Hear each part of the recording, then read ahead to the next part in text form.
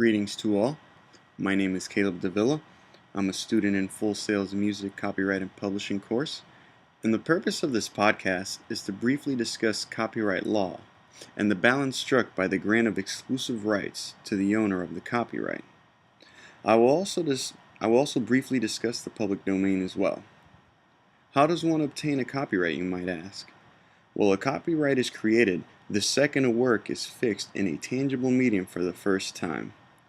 It isn't until the work is registered with the U.S. Copyright Office that the copyright is legally recognized.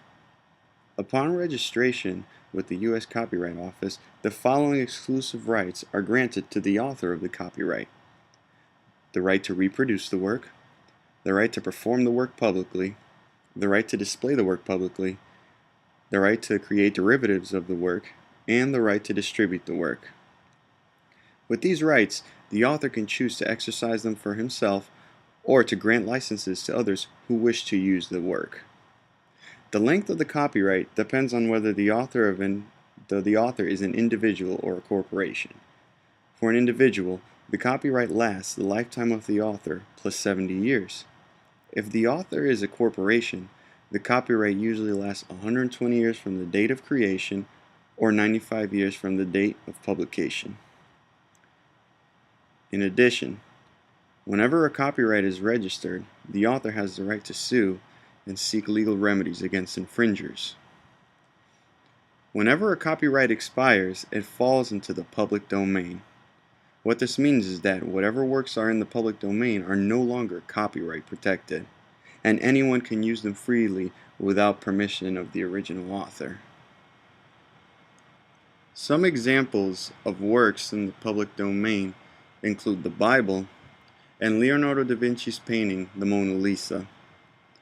Now, I feel that society benefits greatly from the fact that these works are in the public domain because, in the case of the Bible, all the authors are deceased, and in addition to that, companies have been able to make their own versions of the Bible, the King James Version or the New International Version, and they've been able to profit and they've been able to sell their own versions of the Bible to the public. In the case of the Mona Lisa, who's to say that if Leonardo da Vinci was alive today, he would allow us to display his work in public? The Mona Lisa is a staple in history, and it's used in countless examples in textbooks and mostly in education. Now, some examples of copyrighted works include a novel by Tom Clancy and an album by the Beatles.